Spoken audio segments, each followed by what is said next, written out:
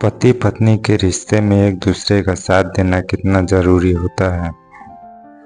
करवा चौथ के अवसर पर जीवन संगिनी को समझने का एक कथानुमा प्रयास। तुम्हारी प्लेटलेट्स गिर रही थी और उल्टियां भी हो चुकी थी। आईसीयू में थी। थैंक गॉड बच्चे वक्त रहते अस्पताल ले आए, वरना ड्यूटी डॉक्टर मेरी तरफ हिकारत से देख रहे थे। मैं किसी अजनबी सा शून्य में खो गया। तुमने कभी अपनी बीमारी, दर्द, तकलीफ को मेरे सामने नहीं दिखाया और ना ही काम करने में लापरवाही की, और मैं यही समझता रहा कि सब ठीक है। शादी के बाद से तुम्हारी यह सपनों को मुट्ठी में कैद करने की बातें मुझे बचकानी, बेबुनियादी लगती। रियल लाइफ से दूर की बातें। कभी तुम्हारे साथ उड़ने की कोशिश नहीं की मैंने। तुमने घर बाहर की जिम्मेदारी से मुझे मुक्त कर दिया, तो मैंने आराम मतलब होता चला गया। चाय, टॉवेल, कपड़े, खाना सब हाथ में देती तुम। जब मैं ऑफिस से घर आता चाय पिलाती और मैं अपने दोस्तों से मिलने निकल जाता। उस दिन मुझे बुखार था तो मेरी तीमारदारी में लग गई थी। खुश भी थी कि मैं अब तुम्हारे साथ पास रहूंगा। कुछ देर ही सही, पर बुखार उतरते ही मैं काम पर निकल गया। तुम्हारा उतरा चेहरा आज भी मेरे सामने है। मुझे सब ढकोसला लगता है। टेंशन लेना, परेशान होना, बच्चे को एक्स्ट्रा एक्टिविटी में भाग दिखाना, उनके लिए भाग दौड़ करना। तुम अपने सपनों भावनाओं को मार कर मेरे साथ हर क्षण खुशी से बिताना चाहती थी। निर्विकार सा मैं काम में ही डूबा रहता था। कभी समय मिला भी तो मित्र, नाते, रिश्तेदार ही मेरे लिए विशेष रहे। तुम मुझे मेरी जिम्मेदारी समझती।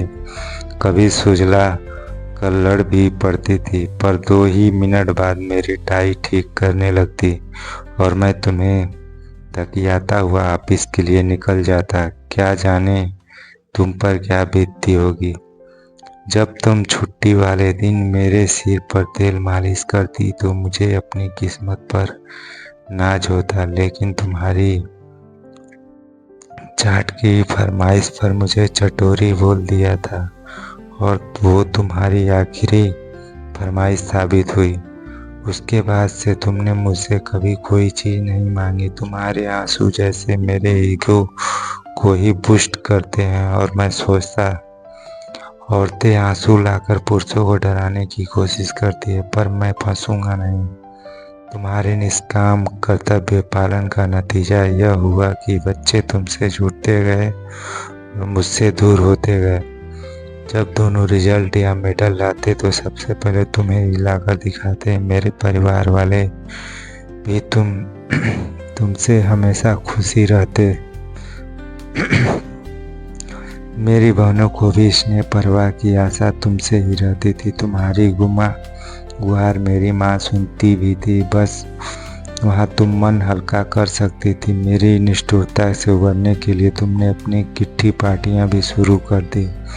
लेकिन मुझे यह सब भी बर्दाश्त नहीं होता था, क्योंकि मुझे यह बेवजह समय और पैसे की बर्बादी लगती।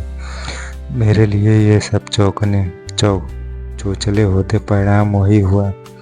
पौरावस्था में मैं अकेला तथा तिरस्कृत महसूस करने लगा, और बच्चों के साथ तुम और मजबूत हो चुकी थी, फिर भी मेरी परवाह थी तुम्हें।